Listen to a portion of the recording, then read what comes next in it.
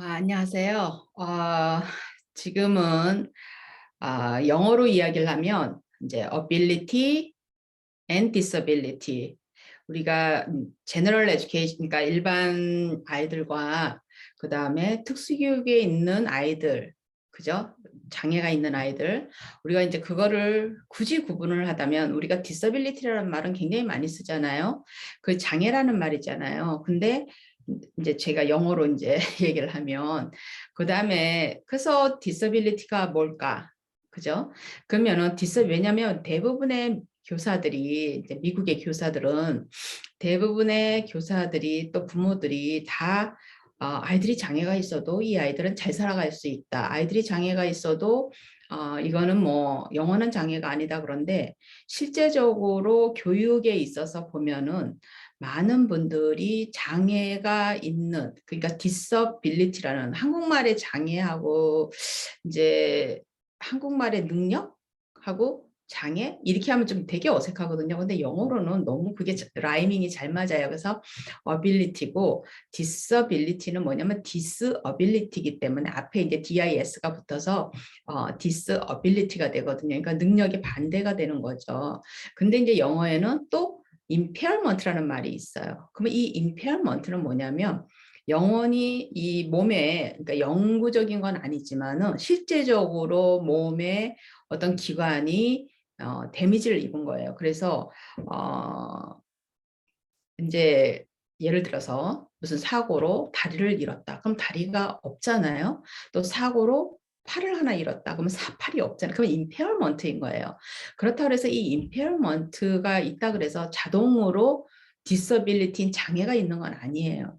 왜냐하면 팔이 없어도 우리가 인조 팔로 쓸 수가 있고 또 다리가 없어도 인조 다리를 넣어서 이제 우리가 그 쓸 수가 있잖아요. 그렇게 되면 어빌리티가 생기는 거잖아요. 그러니까 근데 모든 사람들이 디서빌리티가 있으면 그것을 아예 임페어먼트로 생각을 해요. 그러면 이게 퍼머넌트 임페어먼트이기 때문에 아예 아이들이 전혀 교육이 안 되는 것 같이. 근데 실질적으로 우리가 특수 교육이 있잖아요. 이제 영어로 얘기를 하면 스페셜 에듀케이션이 있어요. 그러면 특수 교육을 왜 하죠? 아이들이 영원히 예를 들어서 장애가 있기 때문에 배울 수가 없다면. 그러니까 이게 이제 안 맞는 거죠. 그죠? 사람들의 말과 실제적으로 사람들의 이제 행동이 안 맞는 거예요. 그러니까 보통은 이제 생각하는 대로 우리가 움직인다 그러잖아요. 근데 그 생각이라는 게 이제 어떤 그 진짜로 생각과 진짜 믿음과 정말로 자기의 그런 어떤 퍼스펙티브스를 가지고 그렇게 하는 것이 아니라 무의식에서, 제가 보기에는 많은 선생님들이나 부모들이 무의식에서 그렇게 하는 것 같아요. 그래서 많은 특수교육에서 선생님들이 조금 노력을, 그러니까 조금 노력이 아니라 이제 하다가 항상 뭔가 이렇게 아웃컴이 안 나오면 아이야 장애가 있어서 그렇다고 생각을 해요. 그거를 어느 선생님도 그것을 어른의 실패로 보지를 않고 아이들의 원래 아이들이 장애가 있기 때문에 더 이상 나갈 수가 없다 이렇게 보거든요. 그렇게 되니까 이제 교육이 정체 현상이 일어나 버리는 거예요. 이제 교육의 정체라는 의미가 그냥 거기서 프로그레스가 안 되는 거예요. 더 이상 나가질 않아요. 아이들을 가르쳐도. 그러면 아이들이 일단은 이제 특수교육으로 넘어오는 아이들이 그 특수교육에 예를 들어서 2학년에 넘어오면 2학년에서 넘어온 아이들이 마지막 학년 고등학교 3학년까지 가는 거예요. 실사 글을 못 읽어서 2학년으로 넘어와도 그 아이를 어떻게 쓰든지 그 아이가 글을 못 읽는 이유를 찾아서 그 아이에게 글 읽기를 가르쳐서 그 아이가 다시 자기네 반으로 돌아가서 정상적으로 일반 아이들과 같이, 그 정상이라는 의미는 모든 교육에는 거기 이제 스탠다드가 있잖아요. 스탠다드가 있기 때문에 그 스탠다드에 맞춰 가지고 아이들이 1학년이면 1학년 때 맞춰야 되는 그 교육의 목표가 있어요. 그다음에 2학년이면 2학년에 맞춰야 되는 그게 굉장히 있거든. 이렇게 쫙 나와 있단 말이에요. 이게 법적으로 그거를 해야 되는, 그죠? 의무적으로 부모 선생님들이 해야 되는 그게를 애들이 할 수 있도록 일반 반으로 돌아가야 되는데 이제 그러지를 못하죠. 그래서 이제 미국의 경우예요. 한국의 경우가 아니라. 그래서 아이들이 이제 특수반에서 계속 있으면서, 특수반에 있으면 이제 미국에는 그런 말이 있거든요.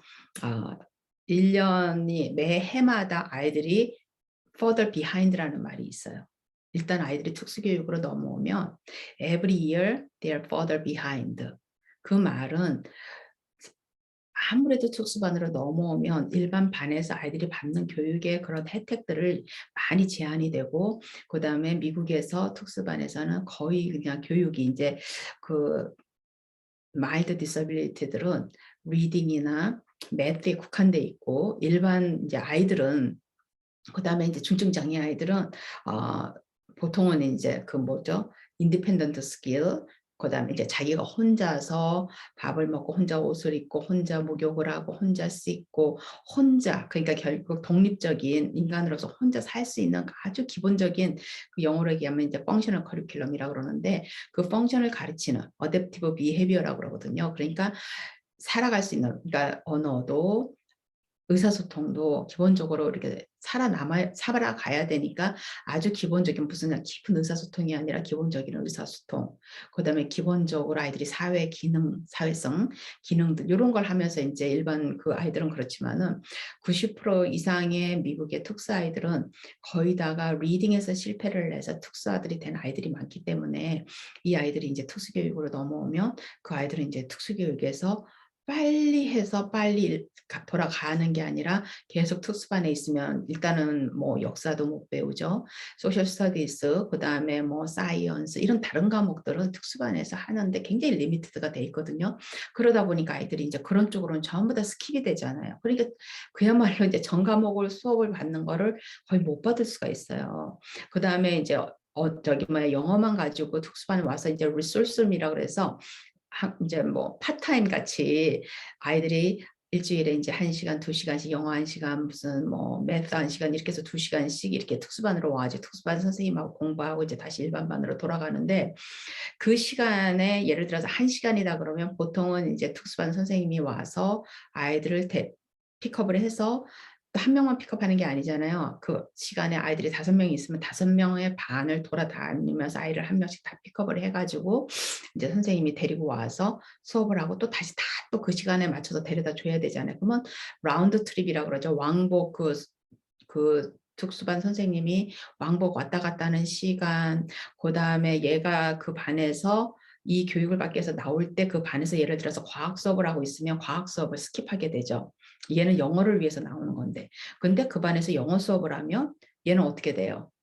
얘는 특수반에서 영어 수업을 하는 아이니까 일반 선생님이 얘에 대해서 그렇게 신경을 안 써요. 그냥 없는 아이 같이 생각을 하고 이제 그냥 수업을 하죠. 그러니까 영어는 또 영어대로 또 이 아이가 못 배워. 뭐 이런 식으로 해서 여러 가지로 스케줄상의 문제점이 많거든요. 그래서 이제 그런 것들을 이렇게 배려를 하면 이제 다시 돌아와서 이제 어빌리티와 디서빌리티를 얘기를 하면, 그렇기 때문에 이 디서빌리티라는 그 의미에 대해서 굉장히 많은 생각을 해야 돼요.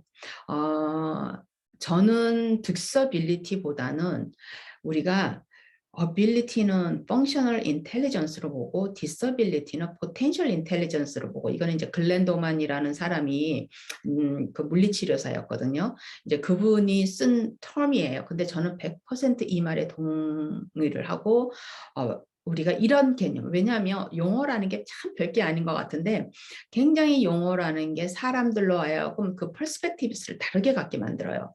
그 용어를 씀으로써 우리가 어떤 인사이트를 갖게 되는지, 어떤 퍼스펙티브를 갖게 되는지 이게 달라지거든요. 그러면 펑셔널 인텔리전스, 포텐셜 인텔리전스, 그러면 펑셔널 인텔리전스, 펑션이라는 게 뭐예요? 기능이잖아요. 오퍼레이션 하는 기능이에요.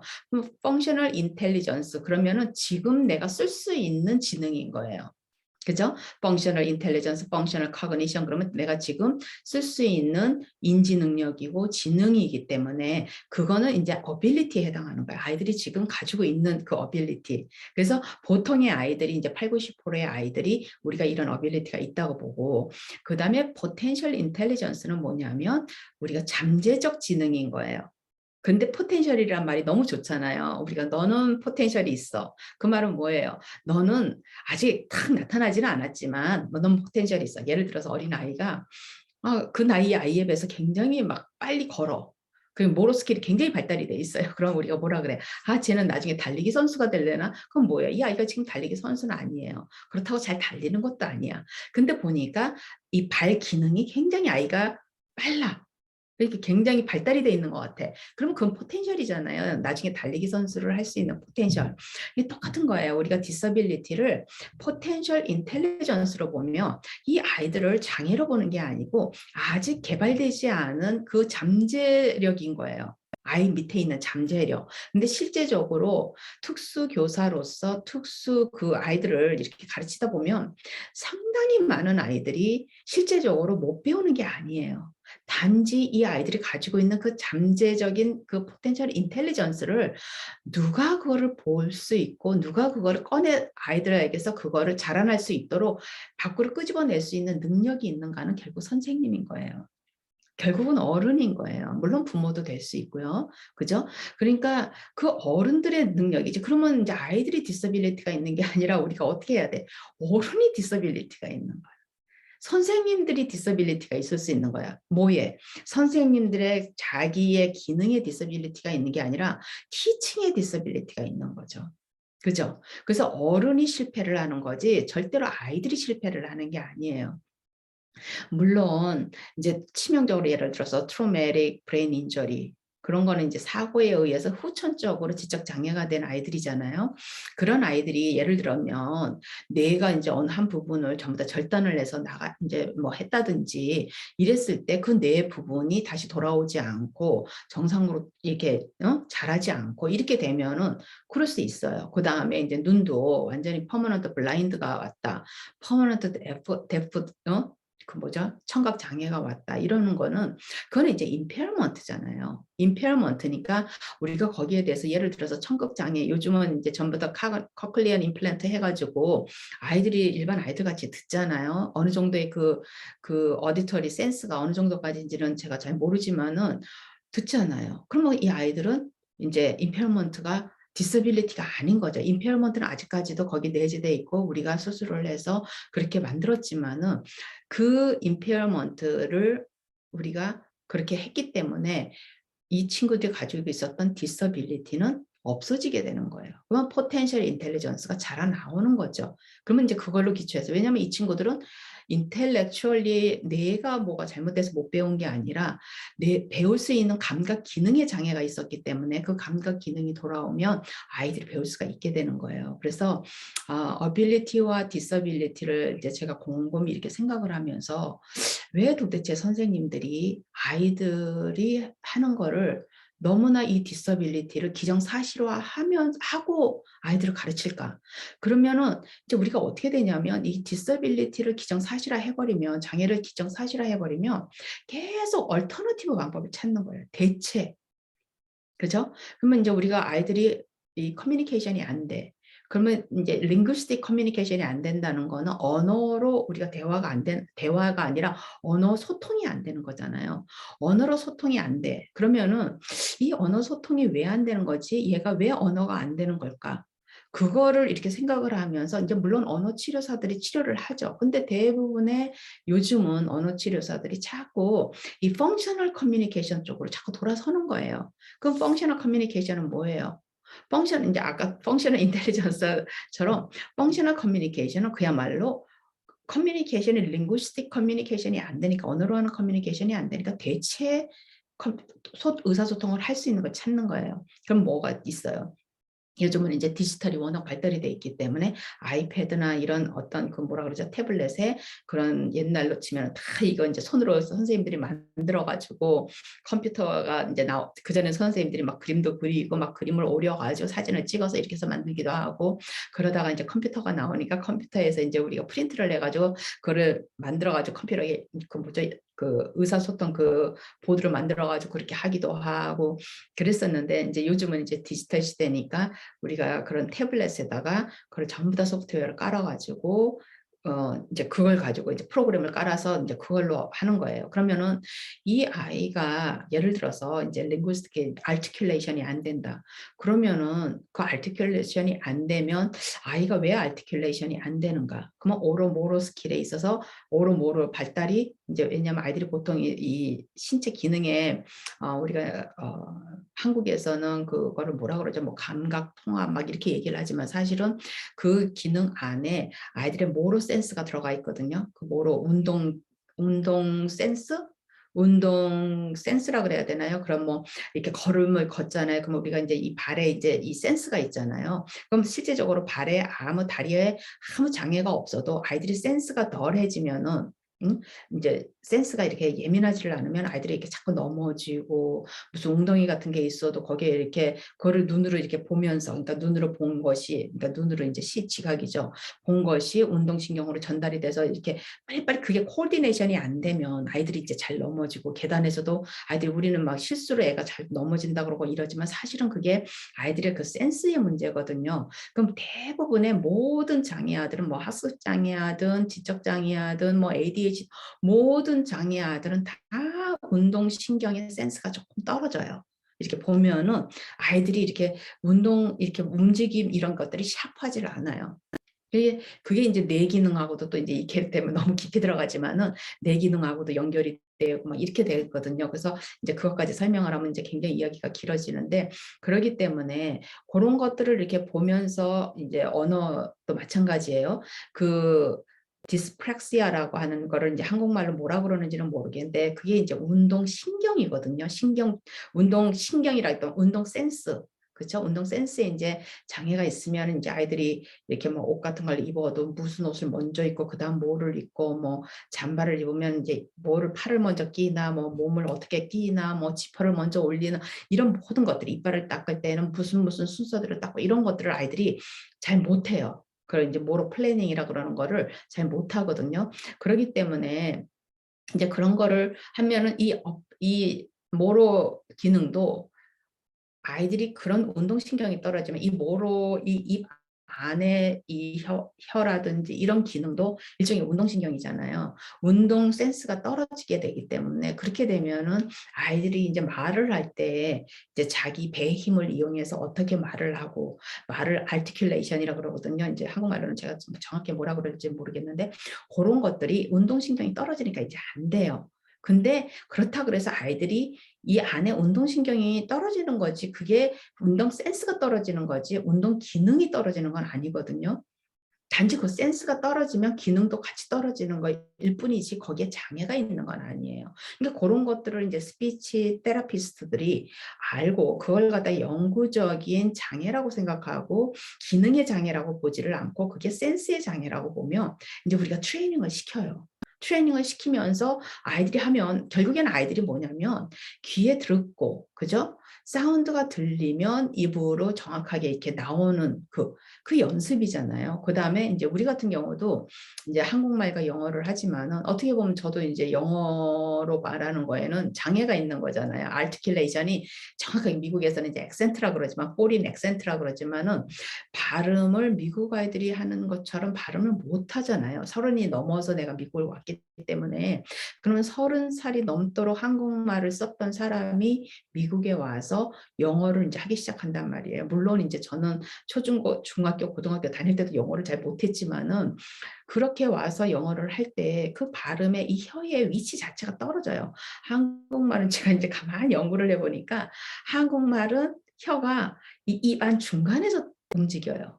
근데 영어를 하는 사람 입을 가만히 제가 이렇게 보니까 영어를 하는 사람들은 혀가 이빨 근처에서 움직여요. 그러니까 얘네들은 V 발음이라든지 발음이라든지 그다음에 제일 힘든 그 쓱 TH 발음 이런 게 우리가 빨리 이빨을 물고 빨리 하고 이렇게 발음 도는 중에 빨리빨리 그게 안 돼요. 왜냐하면 우리의 혀는 중간에 한국말을 할 때 혀 중간에서 움직이고 있기 때문에 근데 미국 애들은 혀가 이빨 안속에서 이빨을 터치하는 데서 움직이고 있으니까 금방 혀 끝이 들어갔다 나가가 굉장히 빠른 거예요. 그러니까 그 발음이 자연스럽게 하고 혀 끝에서 발음이 많이 나오기 때문에 발음 자체도 잘 굴러가고 우리가 말하는 혀가 잘 굴러가서 발음이 자연스럽고 근데 이제 우리 같은 경우는 이미 혀의 위치가 혀의 운동이 기능이 아예 중간에 있는 거예요. 그러면 그걸 인위적으로 밖으로 빼야 되는 거야. 빼서 그 연습을 해야 되는 거예요. 그러니까 굉장히 힘들죠. 특히나 제일 힘들 때가 이제 우리 아이들이 제가 영어로 이제 우리 아이들과 대화를 하다가 보면은 아이들이 자꾸 이제 발음을 고치는데 그 발음을 제가 영어로 이야기를 할 때는 그 발음을 그렇게 어렵게 안 내는데 그렇게 엉터리로 안 하는데 한국말로 하다가 중간에 이제 중요한 단어들을 영어로 써서 이야기를 하면 영어 발음이 한국식으로 나오는 거예요. 그럼 애들이 막 이제 엄마 그렇게 발음하면 안 된다고 막 고치거든요. 그러니까 바로 그런 거예요. 그러니까 장애라는 것이 결국에는 이제 아이들에게 그런 센스를 그죠? 센스잖아요. 그러면은 아이들의 많은 기능이 제가 말씀드리는 거는 모든 스피치 장애, 언어 장애들이 다 그렇다는 이야기는 아니에요. 하지만 이 언어 장애가 다른 장애에 의해서 같이 오는 많은 아이들이 장애가 있는 아이들은 언어 장애가 같이 있거든요. 그리고 많은 언어 장애들은 아이들이 말을 못하는 것이라기보다는 언어 이 랭귀지 장애예요. 그러니까 결국에는 이 인지 장애예요. 인지 장애 때문에 왜냐하면 언어와 어휘력과 언어와 인지는 거의 이렇게 맞물려 있거든요. 그렇기 때문에 왜 우리가 영어 단어 같은 거 외우고 이럴 때 뭐 우리 지적 기능이 필요하잖아요. 그러니까 그런 것처럼 그렇게 돼 있기 때문에 굉장히 많이 연결돼 있거든요. 그래서 이제 그러한 장애가 아닌 그 장애들은 결국에는 이제 우리가 프랙티스를 하고 연습을 하고 아이가 이제 linguistic communication이 안 되고 articulation이 안 된다. 그다음에 아이가 발음을 하는데 그 발음을 알아들을 수가 없다. 예를 들어서 해달라기 말같이 알아들을 수가 없다. 막 이럴 때 이제 그 모로 기능 이런 것들을 연습을 시켜가면서 아이들이 소리가 나오게 우리가 음성학처럼 소리가 나오게 이제 연습을 시켜 이렇게 차근차근 그런 거를 알면은 선생님이 차근차근 느리지만 차근차근 할 수가 있어요. 하면 결국에는 아이들이 linguistic communication을 할 수 있는 아이로 발달이 돼 나갈 수가 있는데 3살, 4살, 5살밖에 안 된 아이들이 언어가 그랬다 그래서 벌써 functional communication을 옮겨버리는 거예요. 그럼 대체 의사소통으로 옮겨버리면 얼터너티브 의사소통으로 옮겨버리면 이 아이들에게 있어서는 언어를 통해서 의사소통을 할 수 있는 기회를 영원히 놓치게 되잖아요. 아이들이 배울 수 있는 시간을 놓쳐버리는 거예요. 아이들이 벌써 이제 10살이 넘어가고 뭐 그렇게 굳어버리는 거거든요. 그래서 이 굉장히 중요해요. 이 컨셉이 ability, disability 이 컨셉은 제가 이제 선생님들한테도 이런 이야기를 강의를 많이 하지만은 우리가 도대체 what is ability and disability? ability and disability가 도대체 뭐냐는 거예요. 그러면 결국에는 우리가 이거를 functional intelligence냐, potential intelligence냐. 그러면 functional intelligence는 지금 아이들이 잘 하고 있는 거고 그러면 potential intelligence를 우리가 개발하는 거다. 그럼 모든 아이들이 딱 ability와 disability로 딱 나뉘어지는 건 아니에요. 그죠? 우리가 왜냐하면 저도 뭐 머리 기능에 있어서는 아주 뛰어나지는 않지만 이제 나이가 들수록 제 머리 기능이 점점 보이더라고요. 진작에 제가 초중고를 다닐 때 이렇게 보였으면 좋았을 텐데 이제 나이가 60이 다 돼 가니까 제가 내가 이쪽 기억 장치는 조금 약한데 내가 생각보다 이 생각 장치가 굉장히 잘 되고 내가 인지 능력은 괜찮구나. 이 intellectual 그 IQ는 조금 떨어질 수 있어도 뭐 이렇게 자기를 자꾸 찾아가게 되는데 아, 이 제가 이제 무슨 얘기를 하다 이 얘기를 했는지 모르겠는데 그래서 우리가 이 ability, disability 요 컨셉을 굉장히 조심해서 써야 되고 함부로 누구에게 disability라는 거를 붙이면 안 된다는 게 이제 저도 이제 언어적으로는 그렇지만은 제가 노래는 완전 disability거든요. 거의 impairment 수준에 가까운. 그 다음에 그림 그리기도 완전 disability예요. 근데 운동신경은 또 굉장히 발달돼 있거든요. 그러니까 굳이 제가 운동선수가 음악가가 안 됐기 때문에 제가 가지고 있는 디서빌리티가 묻혔을 뿐이고 제가 화가가 안 됐기 때문에 아니면 예술가가 안 됐기 때문에 제가 가지고 있는 기능을 굳이 쓸 필요가 없기 때문에 그 없는 기능을 가지고도 제가 잘 살아가고 있잖아요. 근데 만일에 제가 그 분야에 갔었으면 어떻게 돼요? 저는 재능이 전혀 없는 아이잖아요. 없는 사람이잖아요. 그래서 우리가 모든 사람은 이 세상에 존재하는 모든 사람은 이 어빌리티와 디서빌리티를 결국엔 같이 가지고 있어요. 단지 어느 분야나요. 그래서 하워드 가너가 멀티플 인텔리전스라는 그 개념을 만드는 것처럼 그게 뭐 하워드 가너는 6가지였나? 갑자기 8가지였냐 생각이 안 나는데 하워드 가너는 그 정도로 국한을 냈지만 사실은 세부 분야로 들어가면 훨씬 더 많죠. 그죠? 그러니까 우리가 그거를 ability, disability로 얘기를 하면 안 되고 우리가 functional이냐, potential이냐 이렇게 얘기를 해야 되는 거예요. 지금 내가 쓸 수 있는 functional cognition이냐, potential cognition이냐, functional intelligence냐, potential intelligence냐. 우리가 intelligence라고 얘기를 하지만 이 intelligence를 왜 intelligence라고 얘기를 하냐면 이거는 어떤 그 IQ의 숫자의 개념이 아니고 인간이 가지고 있는 그 펑션을 전체적인 기능 저기 뭐야 전체적인 그 뭐라고 표현을 해야 될까요? 능력을 이야기하는 거라고 보는 게 더 좋아요. 사실은 IQ보다 더 중요한 건 인지 능력이거든요. 인지 능력은 뭐 사회성 인지 능력, 뭐 정서적 인지 능력, 뭐 그다음에 입은 운동 기능 인지 능력 다 인지 능력이에요. 아이들이 어릴 때부터 잘 자라는 것도 결국엔 그 인지 능력이 주관하는 그런 사회성과 정서와 모든 것들을 잘 이렇게 조합해서 아이들이 잘 웰 바운드된 아이들로 잘 이렇게 프로그레스가 돼서 균형 있게 프로그레스가 되는 아이들이 결국에는 펑셔널 인텔리전스를 쓸 수 있는 그 기능을 좀 더 높은 기능을 가지고 태어나는 아이들이고 이제 그런 것에 이제 디벨롭멘털 타임에 발달 타임에 그런 것이 이제 삐끄덕거렸거나 뭐거나 하나가 이제 저는 나사로 이제 얘기를 하는데 잘 이것들이 5가지가 잘 조합이 돼서 타이트하게 이렇게 붙어 있다가 요 붙어 있는데 이제는 나사와 볼트와 이런 것들이 이제 붙어 있을 거 아니야. 그러다가 어느 한 기능에 나사가 조금만 느슨해지면 그게 이제 연쇄적으로 왜냐하면 같이 기어처럼 자동차 기어처럼 같이 맞물려서 움직이기 때문에 이게 조금 느슨해지거나 여기에 뭐 나사 하나가 빠지거나 이렇게 되면은 이제 결국은 거기서 장애가 오는 거 아니에요. 그죠? 그러니까 결국에는 이 친구들이 펑셔널 인텔리전스로 잘 자라나갈 수 있던 것들이 이제 포텐셜이 더 많아지는 거죠. 그죠? 근데 딜레이가 되니까 처지게 되니까 그러니까 결국에는 우리가 디서빌리티라는 개념보다는 딜레이가 되었다는 개념이 더 맞는 거고 레깅 피아제가 얘기했던 레깅 데벨롭멘털 레깅이라는 말이 더 맞는 거고 그다음에 이제 포텐셜 인텔리전스라는 말이 훨씬 더 맞는 이야기예요. 왜? 그렇게 해야지 이 아이들과 같이 교육을 담당할 어른들이 기본적인 어른들의 믿음이 바뀌어요.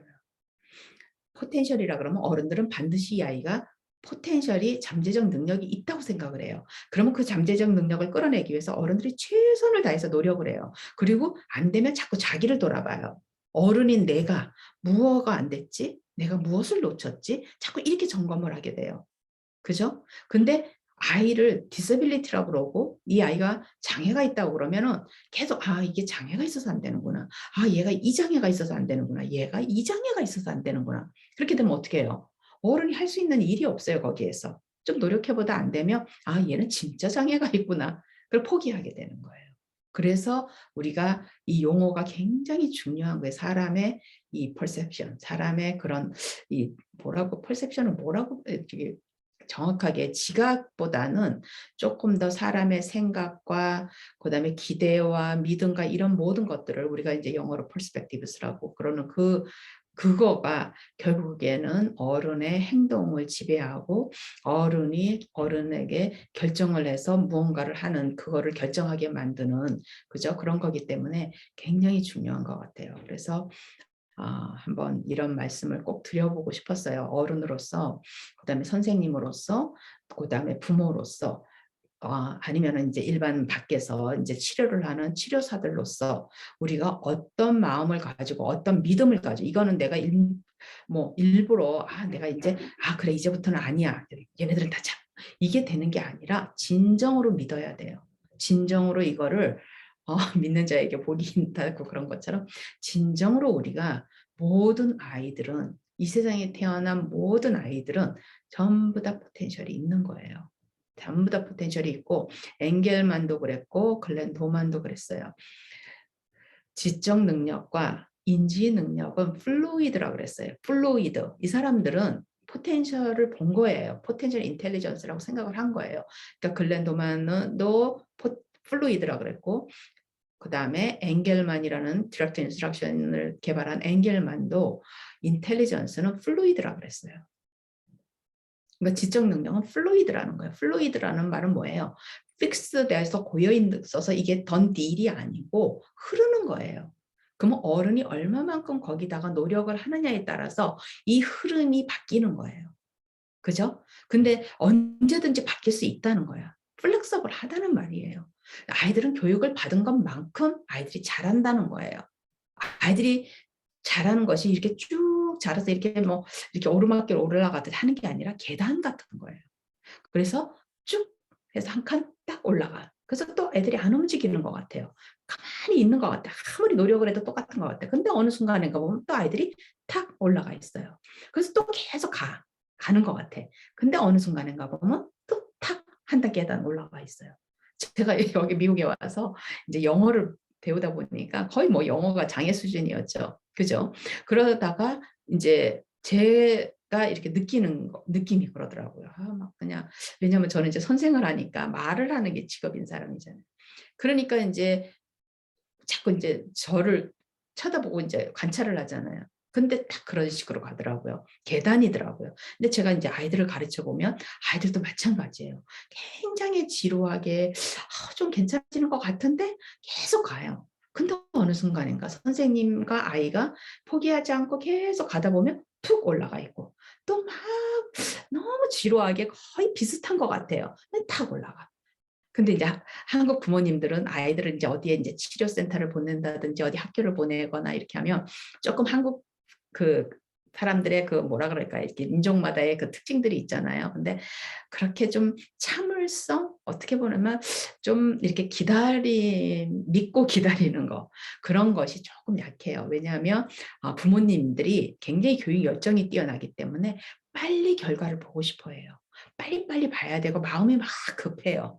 그래서 이렇게 기다려 보지를 못해요. 근데 부모님들이 제가 이제 학교 선생님들한테 이제 그 얘기를 하거든요. 선생님들은 굉장히 똑똑해야 되는데 도대체 좋은 커리큘럼이 무엇인가를 커리큘럼을 찾아낼 수 있는 능력이 있어야 된다 그래요. 그거는 선생님이 알아야 되는 거야. 아이들을 어떻게 가르쳐야 되는지를 알아야지 커리큘럼을 보면 이 세상에서 한 커리큘럼이 100명의 아이들을 다 가르칠 수 있는 커리큘럼은 없어요.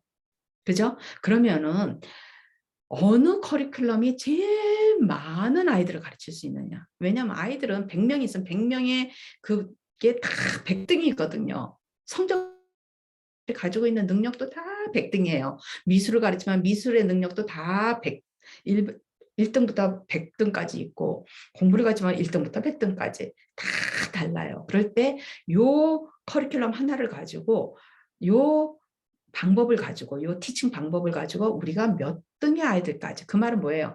뒤로 갈수록 아이들의 그 능력의 폭이 크다는 거잖아요. 그죠? 포텐셜 인텔리전스의 폭이 크다는 거예요. 그러니까 우리가 영어로 얘기하면 atypical 아이들, exceptional 리티가 큰 아이들, 이런 아이들까지 커버할 수 있는 커리큘럼이 무언가를 선생님이 볼 수 있어야 된다고 제가 가르쳐요. 그러면 부모님들은 어때요? 부모님들은 학교 교육에서도 어떤 선생님들이 정말로 똑똑한 선생님인가. 그 똑똑함 속에는 아이들을 잘 가르칠 수 있는 그 능력도 있지만 아이들 속에 들어가서 아이들의 가지고 있는 기본 그 바탕을 볼 수 있는 눈을 가진 선생님을 얘기해요. 그건 인지 능력이에요. 선생님들도 인지 능력이 있어야 돼요. 그다음에 밖에서 아이들에게 치료를 시킨다 그러면 뭐 자폐증 치료를 시키든 언어 치료를 시키든 무슨 치료를 시키든 그 치료 기관에서 치료를 담당하는 분이 그 프로그램이 제시하는 그거를 보고 부모들이 똑똑해야지만 이걸 가지고는 내가 10년을 갈 수 있겠구나. 이거라면 우리 아이가 하는데 한 15년 걸리겠지만 내가 15년 동안을 내가 믿고 같이 해볼 수 있겠구나 하는 게 있어야 되는 거예요. 이 세상에서 아이들이 벌써 장애다 그러면은 그만큼 포텐셜 인텔리전스의 이 깊이가 굉장히 깊은 거예요. 굉장히 깊은 거거든요. 그러면 이거를 어느 하루 아침에 확 올려놓을 수 있는 거는 아무도 없어요. 학교 선생님들도 없고 밖에 치료하는 사람도 없어요. 특별히 기능상의 문제면 그게 가능하지만은 그러지 않으면은 인지적으로 아이들이 발달이 돼야 돼요. 아이들이 어릴 때부터 5살, 6살, 7살까지 발달이 자연스럽게 돼야 됐던 것들이 지금 못 된 거잖아요. 그러면 다시 뉴본 베이비 타임부터 다시 돌아가서 하나씩 다져나가야 되는 거예요. 그래서 그 프로그램을 볼 수 있는 눈이 부모님들이 있어야 되는 거예요. 어느 프로그램. 이거를 가지고 얼마나 걸려요의 문제가 아니고 이 프로그램을 가지면 우리 아이가 나중에 요 프로그램을 마쳤을 때 어디까지 갈 수 있겠구나 하는 거를 부모님이 알 수 있어야 돼요. 그래서 우리가 이제 쉽게 말해가지고 아이도 부모 복이 있어야 되고 부모도 아이 복이 있어야 되고 우리가 같이 그런 이야기를 하는 게 부모님이 이제 그런 그 지혜죠, 그거는. 그죠? 그런 지혜가 있어야지만 꾸준하게 장기 우리가 아이들을 학교를 보내면 학교 교육이 12년이잖아요. 그것처럼 아이들을 놓고 장기 교육의 계획을 세울 수가 있는 거예요.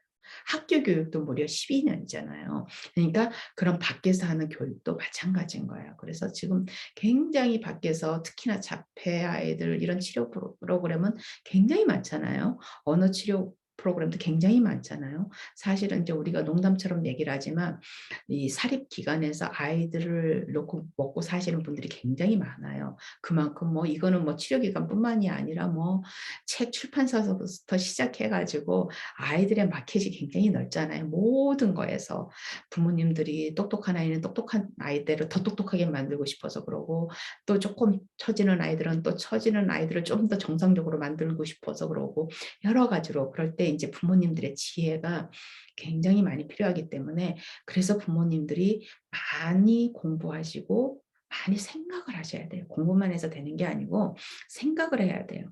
책을 읽으면서 생각을 하지 않고 책을 읽는다는 거는 그냥 책 줄거리만 읽는 거예요. 우리가 영화 하나를 봐도 그냥 생각하지 않고 영화를 보면 그냥 영화 스토리만 생각이 나는 거예요. 그렇지만은 우리가 생각을 하면서 영화를 보면은 그 영화를 만든 그 라이터, 영화를 쓴 그 작가, 영화를 만든 감독, 그다음에 거기에 나오는 배우들이 하는 연기, 거기서 나오는 말들, 그런 상황, 이런 것들을 자세히 우리가 이해를 하면서 이렇게 보잖아요. 그러면 많은 생각을 하거든요. 저는 이 세상에서 어느 영화 하나, 드라마 하나, 소설, 책, 여기서 우리에게 가르침이 없는 건 없다고 생각을 해요. 우리가 초등학생 아이들하고 앉아서 이야기를 해도 초등학생들 아이들한테 우리가 배울 게 있어요. 생각을 하면. 그래서 생각이 굉장히 중요하고 그 생각을 계속 질문을 하면서 결국 이제 제가 우리 학생들한테도 그러지만은 계속 질문을 해야 된다. 네가 네 자신에게 질문을 해야 아이들이 무엇을 못하는가를 네가 보게 된다는 이야기를 굉장히 많이 하거든요. 그러니까 우리가 부모님들도 마찬가지예요. 계속 생각을 하면서 욕심을 내려놓고 그죠? 욕심을 내려놓고 생각을 하는 거예요. 계속 생각을 하면서 급하게 마음 먹지 말고 생각을 하면서 어떻게 가야 되는가? 어떤 길로 우리 아이를 데리고 가야지 내가 바른 길로 가는 것인가? 그런 거를 그렇게 하다 보면은 이제 부모님들 눈에 들어오는 그런 프로그램들이 있을 거예요. 그러면은 이제 그 프로그램을 가지고 부모님도 같이 공부를 하는 거예요. 그래서 저는 사실은 밖에서 하는 치료 프로그램 중에서 제일 좋은 거는 부모님을 옆에 앉혀놓고 하는 치료 프로그램이 저는 제일 좋다고 생각을 해요. 그게 부모님이 보는 거예요. 그 치료사가 하는 프로그램을 옆에서 보는 거예요. 학교는 그러기가 힘들어요. 왜냐하면 아이들이 한 명이 아니잖아요. 그죠? 학교는 많은 아이들인데 거기에 학교 아이들이 20명인데 부모가 20명이 와 있으면 안 되잖아요. 그렇지만 밖에서 따로 돈을 내서 하는 치료는 어때요? 거의 1대1 치료가 많잖아요. 그러면은 부모님이 그다음에 우리가 수줍기 바이올린 하나를 해도 우리가 부모님들이 뒤에서 다 서서 보잖아요. 앞에서 인스트럭터가 하는 거를. 그것처럼 우리가 자폐 치료든 언어 치료든 부모님이 옆에서 봐야 되는 거예요. 다 보고 그거를 집에 가서 다시 선생님이 한 거를 다시 가서 하는 게 아니에요. 부모님이 봐야 우리 아이의 진정한 능력을 볼 수 있고 우리 아이가 뭐가 부족한 걸 볼 수가 있고 선생님이 어떻게 치료하는가를 볼 수가 있어요. 그러면 학교 선생님도 아니 학교 선생님이 아니고 치료하시는 선생님도 훨씬 재밌게 할 수가 있어요. 긴장이 되는 게 아니에요. 하면서 부모님한테 설명을 해줘 가면서 아이를 치료를 하는 거예요. 그러면 부모님이 훨씬 이해를 하죠. 그럼 집에 가서도 부모님이 치료는 하지 않지만 아이를 밥 하나를 먹여도 부모님이 생각을 하면서 먹이게 되고 스낵 하나를 먹여도 생각하면서 먹이게 되고 옷 하나를 입혀도 부모가 다 입히고 마지막 단계는 네가 한번 해봐. 이렇게. 그 다음에 아이가 마지막 단계를 하면 그 다음에 부모님이 10가지 동작 중에서 8가지를 하고 딱 그 다음에 네가 2개를 해봐. 그다음 뭐야? 이러고 해봐. 그 다음에 7가지를 하고 3가지를 해봐. 6가지를 하고 4가지를 해봐. 이렇게 하면서 점점 부모님의 그 보이던 것은 줄이고 아이가 하는 부분은 점점 자연스럽게 아이가 재밌죠. 왜? 부모가 해봐. 왜 못해? 막 이러는 게 아니잖아요. 그죠? 부모님이 많이 보여줬어. 몇십 번을 애를 이제 애가 옷을 혼자 못 입는다 그러면 몇십 번을 깐난쟁이 때부터 이제 부모님 옷을 입히잖아요. 그죠? 근데도 아직 아이가 옷 입는 걸 못 배웠다 그러면 이제 부모님이 이렇게 해서 쫙 부모님 나름대로 단계를 생각하는 거야. 처음에는 뭐 입히고 그다음 뭐 하고 뭐 하고 뭐 하고 뭐 하고 아 요게 마지막이구나. 그러면 요거를 아이 그 아이는 부모님이 하는 걸 봤기 때문에 그 마지막 해봐 그러면 쉽거든요. 그러니까 아이가 얼른 해요. 그 다음에 이제 아이가 마지막 하는 거 잘하면 너무 잘했다고 막 칭찬을 해줘. 진짜 잘했잖아요. 부모님 기대도 안 하고 끝까지 맨날 해줬었는데. 그죠? 그러면 너무 잘했어. 아우, 잘했어. 그러면 아이는 그 엄마의 진정한 그 모습을 봐요. 저도 지금 눈물이 살짝 나잖아요. 부모님도 저보다 훨씬 기쁠 거 아니에요. 그랬다가 이제 부모님이 아이가 너무 잘해. 그러면 이제 그 다음에는 8개를 해. 그리고 해볼래? 이래. 그럼 아이가 해요. 착착. 왜? 본 게 있기 때문에. 그죠? 그 다음에 이제 7개 하고 해볼래? 그럼 아이가 또 착착 하면 얼마나 예뻐요. 너무 신기하고 너무 잘하잖아. 그럼 막 칭찬해주고 막 너무 그러면 부모님이 진정으로 하는 그 칭찬과 보면 아이가 그게 믿음이에요. 아이가 막 신나요. 왜? 내가 할 수 있거든. 내가 했거든. 내가 했더니 엄마가 저렇게 좋아하거든. 그죠? 그게 부모와 엄마와 아이와의 반드죠. 이거는 뭐 장애아뿐만이 아니라 모든 아이들은 마찬가지예요. 우리가 이 갓난쟁이 때부터 아이들을 이렇게 키워갈 때 그렇게 하면서 우리가 아이들에게 독립심을 하나씩 하나씩 키워주는 거예요. 그죠? 항상 제가 이야기를 시작할 때는 ability, disability 이렇게 시작해가지고는 끝은 항상 이제 일반 이런 걸로 끝이 나는데 하여튼 조금씩 이제 이야기를 하면서 제 이야기를 들으시면서도 아 저거는 뭐 나이 가는 이야기가 아닌데가 아니에요.